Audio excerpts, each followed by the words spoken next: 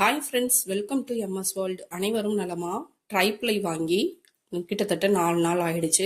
இந்த பிரியாணி செஞ்சோம் 4 நாள் ஆயிடுச்சு. இன்னைக்கு ரெசிபி பார்த்துடலாம், இன்னும் டிலே பண்ண வேண்டாம். அருமையான டேஸ்ட்ல இருந்தது, எல்லாம் அளவாகவே இருந்தது. சிக்கன் 1/2 kg, புதினா இலையும் பச்சை மிளகாய் 3 எடுத்து வச்சிருக்கேன். இந்த டம்ளரால் 2 டம்ளர் அரிசி அளந்துதான் வச்சிருக்கேன், இன்னும் வாஷ் பண்ணல. ஆனியன் ஒரு 4 பல்லாரி வெங்காயம், மல்லி இலை தனியாக, இஞ்சி பூண்டு பேஸ்ட்டு, பட்டை கிராம்பு ஏலக்காவை கம்மி பண்ணிட்டு பட்டை கிராம்பு தூளாக நம்ம சேர்த்துக்கலாம். ஏன்னா பல்லில் கடிப்படும் சாப்பிடும் போது. அதை விட இப்படி தூளாக சேர்த்துட்டா எதுவும் மிஸ் ஆகாது. தயிர், லெமன் ஜூஸ், இஞ்சி பூண்டு பேஸ்ட்லாம் எடுத்து வச்சிருக்கேன். ஸ்டவ் ஆன் பண்ணி பாத்திரத்தை வச்சு நெய் எண்ணெய்லாம் சூடேறினதுக்கு அப்புறம் தான் அரிசியை கழுவி வாஷ் பண்ணி வச்சிருக்கேன். இப்போ நெய்யும் ஆயிலும் சேர்த்து 3 டேபிள் ஸ்பூன் கிட்ட சேர்த்துருக்கேன். இது பார்க்கறதுக்கு ஃப்ளாட்டாக இருக்கிறதுனால நிறைய தெரியும்.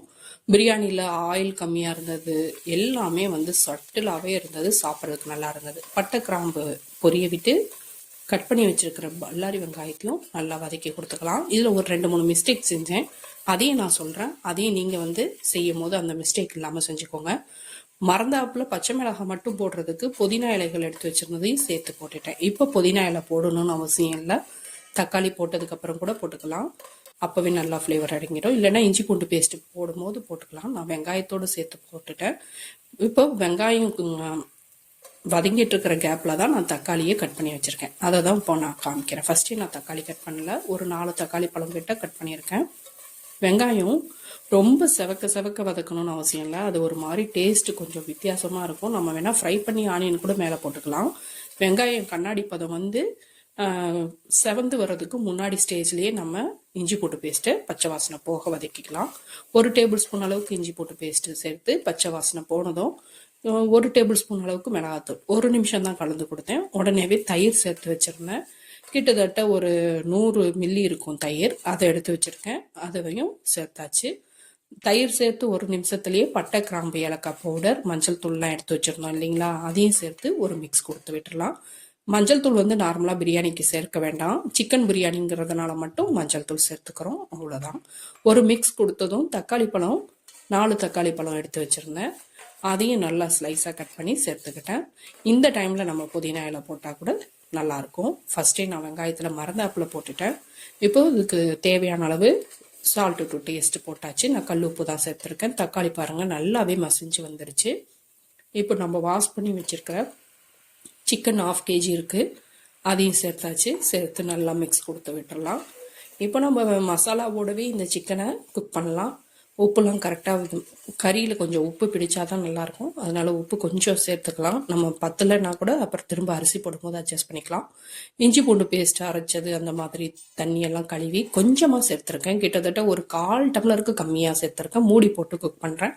ஹாஃப் குக் பண்ணால் போதும் சிக்கன், ரொம்ப குக் பண்ண தேவையில்லை. ஏன்னா இதுக்கப்புறம் நமக்கு குக்கிங் ப்ராசஸ் இருக்குது. தண்ணி சேர்த்து அரிசியெல்லாம் கொதிக்க விட்டு வேக விடுவோம், அப்போவே சிக்கனும் சேர்ந்து வேகும். அதனால இப்போ 1/2 குக் ஆனால் போதும் சிக்கன், ரொம்ப குக் ஆகணும்னு அவசியம் இல்லை. சிக்கன் பாதி குக் ஆனது போதும். பக்கத்துலேயே நான் தண்ணி சூடுபடுத்திக்கிட்டு இருக்கேன், அளந்து வச்சுருக்கேன். 1 டம்ளர் அரிசிக்கு 1.5 டம்ளர் அளவுக்கு தண்ணி சேர்த்தா சரியாக இருக்கும் பாஸ்மதி அரிசிக்கு. இப்போ 2 டம்ளருங்கிறதுனால நான் 3 டம்ளர் தண்ணி கொதிக்க வச்சு அதையும் சேர்த்து உப்பு தேவையான அளவு சேர்த்து, என்னோட ஹபியை வீடியோ எடுக்க சொன்னதுக்கு அரிசி போடுற நேரத்துக்கு வந்தாங்க, அது கடைசியில் கொஞ்சோன்னு போடும்போது தான் வீடியோ எடுத்திருக்காங்க. தப்பாக எடுத்துட்டாங்க வீடியோவை, ஃபுல்லாக போடுறது கவர் ஆகலை. அரிசியும் சேர்த்துட்டேன், தண்ணி நல்லா கொதிக்கவும். உப்பும் நம்ம தேவையான அளவு செக் பண்ணிவிட்டு மூடி போட்டுடலாம். இப்போது அரிசியும் தண்ணியும் ஒரே லெவலாக வரும்போதே லெமன் ஜூஸை சேர்க்கணும். நான் அதை மறந்துட்டேன், 2வது மிஸ்டேக் இது. இதை மறந்துட்டு நான் என்ன பண்ணிட்டேன்னா, இதெல்லாம் லெவல் பண்ணிவிட்டு மேலே புதினா இலைகளையும் தூவிட்டு மூடி போட்டு வெயிட்லாம் வச்சுட்டு நல்லா சிம்மில் வச்சு இப்போது தம் மாதிரி போட்டாச்சு. இந்த டைமில் தான் திடீர்னு ஞாபகம் ஞானோதயம் பிறந்து லெமன் ஜூஸ் போடவே இல்லையே அப்படின்னு சொல்லிட்டு மேலெல்லாம் போட்டேன். நம்ம அரிசியும் தண்ணியும் ஒரே லெவலாக இருக்கும் போதே போட்டால் லெமன் ஜூஸோட எஃபெக்ட் நல்லாயிருக்கும். அது ஒரு மிஸ்டேக், அது நீங்கள் மறக்காமல் செஞ்சுருங்க. இப்போ இது மூடி போட்டு ஒரு 10 நிமிஷம் கழித்து ஸ்டவ் ஆஃப் பண்ணிட்டு திரும்ப ஒரு 15 நிமிஷம் கழிச்சுட்டு ஓப்பன் பண்ணி தம்மை உடைக்கிறேன். நல்லா அருமையாக வந்திருந்தது, ரொம்ப ஷட்டிலாக இருந்தது. மைல்டான டேஸ்ட்டு தான், காரம் அதிகம் இல்லை, புளிப்பு அதிகம் இல்லை, உப்பு அதிகம் இல்லை, எல்லாம் கரெக்டாக இருந்தது. கரெக்டாக அளவு பார்த்து போட்டோன்னா சாப்பிட்றதுக்கு நல்லாயிருக்கும். பிள்ளைங்க விரும்பி சாப்பிடுவாங்க, கொஞ்சம் கூட மிச்சம் வைக்க மாட்டாங்க. நம்மளோட சேனலை சப்ஸ்கிரைப் பண்ணாதவங்க ப்ளீஸ் சப்ஸ்கிரைப் பண்ணுங்கள், லைக் பண்ணுங்கள், சப்ஸ்கிரைப் பண்ணுங்கள்.